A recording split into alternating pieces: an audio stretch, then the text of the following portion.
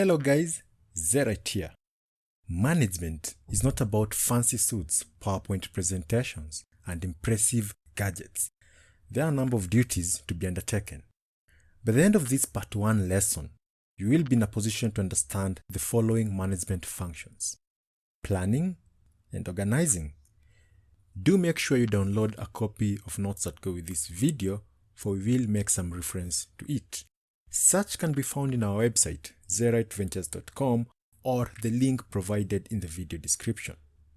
Before a manager can carry out other functions they are tasked with, they must devise a plan. The word planning entails both determination of the organization goals and definition of the means to achieving such goals. While planning, managers get the opportunity to adjust the environment rather than just reacting to it. Planning will therefore answer the following 6 basic questions in regard to any activity. Number 1, what needs to be accomplished? 2, when is the deadline? 3, where will this be done? 4, who will be responsible for it? 5, how will it get done? And finally, how much energy and resources are required to accomplish this goal? Plans can be classified in a number of ways, depending on what is to be achieved. Some of these include operational plans. Such are plans that help managers to achieve their job responsibilities. For instance, sell 150 units this quarter. Operational plan can be single-use plan or ongoing plan. The second is tactical plans.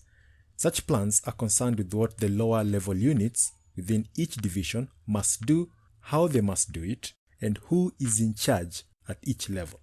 Tactics are the means needed to activate a strategy and make it work. The third one is strategy.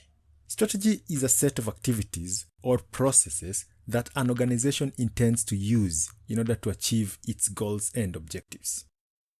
A detailed analysis of strategies will be covered in coming videos, but you can still read more about it from the PDF material in our website. So, what are the steps involved in planning? Well, the planning process involves creating a roadmap that outlines each task that the company must accomplish to meet its overall objectives. The following steps can be used. Number 1, identification of opportunities, which includes preliminary look at future opportunities and deciding what the strengths and weaknesses of the organizations are. Second, establishing objectives. The question managers should be asking are where the organization wants to go and how and when to get there. The third one is consider the planning parameters. Here's where the manager has to look at the kind of environment the organization will be operating on. The kind of questions to ask here include: what kind of markets exist? What are the quality of products that exist? What prices should we sell? etc. The fourth is determine the alternative course. For every objective, there are various ways in which it can be achieved. Such should be determined. The fifth step is evaluating the alternative, followed by selecting one course of action and formulating derivative plans, and last, coming up with the required budget for the plan. Remember, this is just a summary. A detailed analysis of this is in the notes that you'll have to download from the link provided. Why are plans important? What makes them fail? How do we make them effective? These are some of the questions that are answered in the notes that come with this video lesson. The next management function is organizing. Organizing is the process of assigning tasks, allocating resources, and coordinating work activities. In organizing, managers create the structure of working relationship between organizational members that best allows them to work together and achieve goals. The manager performs this duty guided by the following principles: unity of objective, efficiency, division of work, span of control, Scala principle, delegation, etc. Yeah, I'm sure by now you've noticed that most of these just are the Henry Fayol's principles of management, which you can actually get in Development of Management Thought PDF, which is also in the website. The process of organizing can be summarized in the following ways. There's the job design, which includes reviewing plans and objectives that must be completed to achieve a goal. Second, determine the work activities necessary to accomplish the objectives. Third, classify and group the necessary work activities into manageable units. And fourth, assign activities and delegate authority. Finally, design a hierarchy of relationships. There are a number of reasons for organizing such, some of which include desire to make more profits, desire to grow, new technology, need to keep customers, competition. But the main reason for organizing is organizational structure or restructuring. Organization structures are important in the sense that a good structure facilitates attainment of objectives through proper coordination of all activities. Second, it eliminates overlapping and duplication of work. Third, it facilitates promotion of personnel by pinpointing the position of individuals relative to one another. Fourth, communication is easier at all levels of organizational hierarchy since the lines of communication and flow of authority are clearly defined in the organization chart.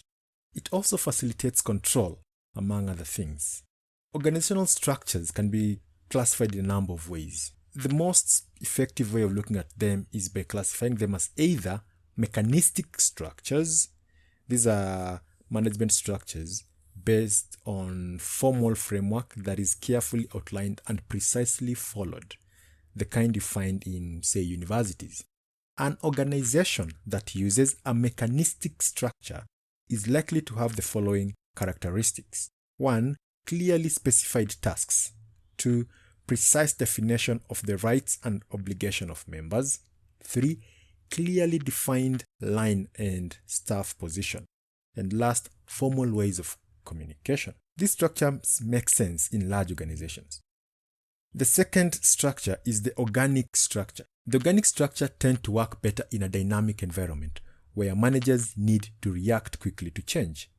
Such are characterized by A. Roles that are not highly defined. B. Tasks that are continually redefined. C.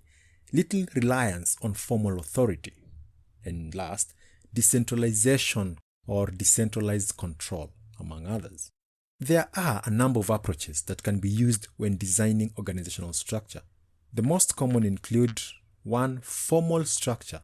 In this case, positions are grouped into work units based on similar activities, skills, expertise, and resources, e.g. production, finance, human resource, etc. 2. Division structure. Now, because managers in large companies may have difficulty keeping track of their company's product and activities, specialized departments may develop. In this structure, departments are divided according to their organizational output. For instance, production, customer service, etc. The third is the matrix structure, and this has nothing to do with, matrix, the calculation and all that. This structure combines functional specialization with the focus of divisional structure. Employees in matrix structure belong to at least 2 formal groups at the same time: a functional group and a product, program, or project team. In the process of organizing, the management can go the centralized or the decentralized way depending on a number of factors. Centralization is the process where the concentration of decision making is in a few hands. Decentralization is a systematic delegation of authority at all levels of management and in all the organization. At some point, a manager has to delegate. So, delegation is the process which a manager shares some of his function and authority with his or her subordinates. The process of delegation involves assigning duties, entrusting authority, and imposing responsibility on subordinates. Again, I just want to point out that this video is a summary to save time, so do make sure you have the notes that support the video and read more about delegation and the rest. So if you liked this lesson, make sure you check out the second part of management functions and many more from our website, zeriteventures.com.